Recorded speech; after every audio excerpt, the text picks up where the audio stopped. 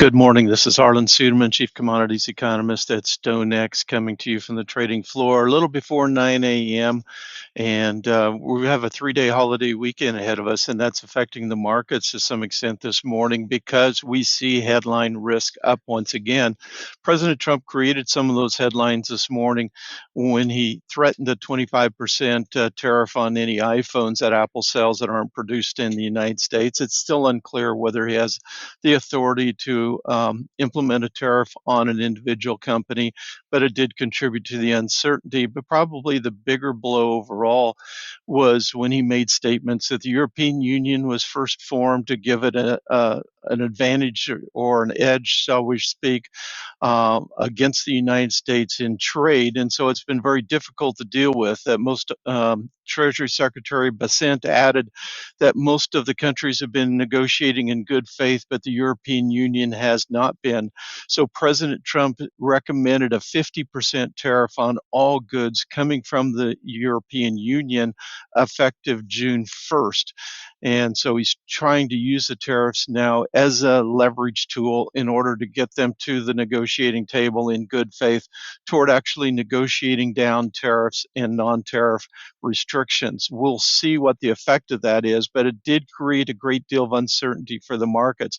That announcement was posted on Truth Social this morning came out early this morning, and we immediately saw stock futures trade lower. The major indices were gapping lower.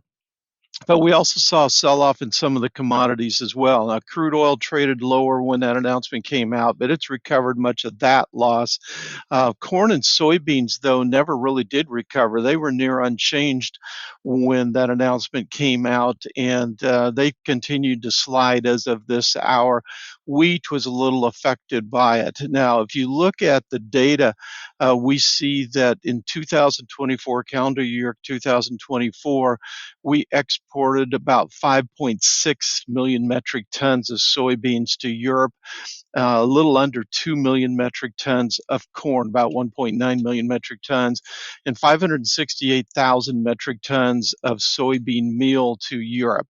So that's kind of what's at risk right now. We don't export much wheat to Europe. So this will be interesting to see how it plays out. Now, of course, the 50% tariffs do not apply to those products, but the assumption would be that Europe would put retaliatory tariffs on goods and products coming from the United States. So if they do so on U.S. agricultural commodities, that's what would be at risk, is that level of exports. So again, something we're going to have to watch.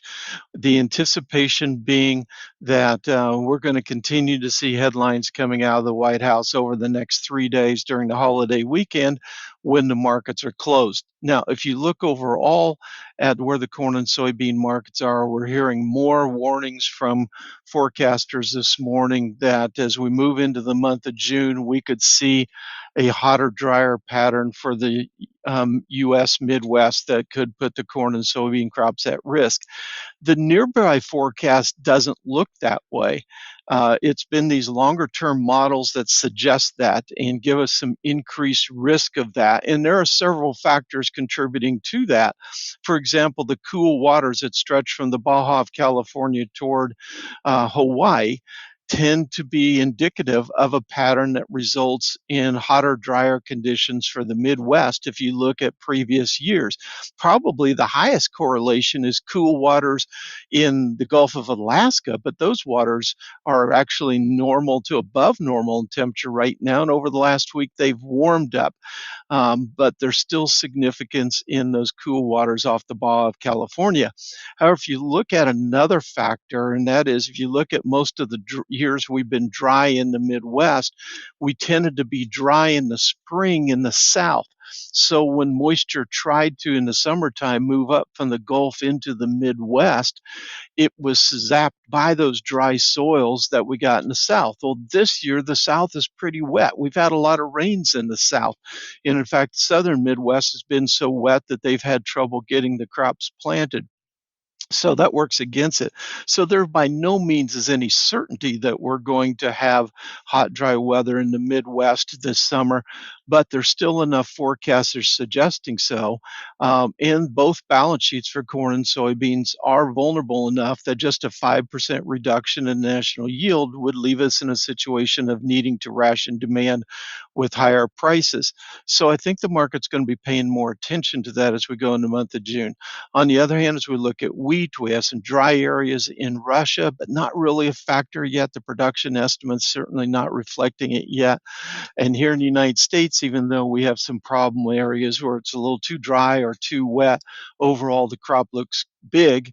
And so wheat did have a nice short covering rally this week. Based on lower crop ratings, but it also can quickly price itself out of the market. We had very strong export sales in a weekly export sales report yesterday morning, but we need to keep prices competitive down here if we're going to sustain that demand. And so we saw some sellers come in to sell the rally. So overall, as we look at the energy market, we're down here at a level near the break-even prices for shale oil fields. We're continuing to see OPEC show interest in continuing to expand production by about 411,000 barrels per day each month, May, June, and now considering July as well. So trying to take that market share away from us, also keeping an eye on the overall economy, the tariffs from on the European Union that were announced this morning, if they go in effect June 1st, would certainly be a threat to that demand as well. We'll be keeping an eye on that. But overall, the fact that we shut down production as we go lower tends to provide somewhat of a floor for the time being. So this market has been somewhat range bound, really in that range of $64 is a high. We've been down to around the $55 area a couple of times, but spending most of the time in the middle of that range. So we have a 3-day holiday weekend in front of us, and the headlines continue to flow. We'll be back with you then again next week. Be sure to click that subscribe button so you can continue to get the updates from future reports that we put out, not only myself, but others at StoneX. Thank you and have a good holiday weekend.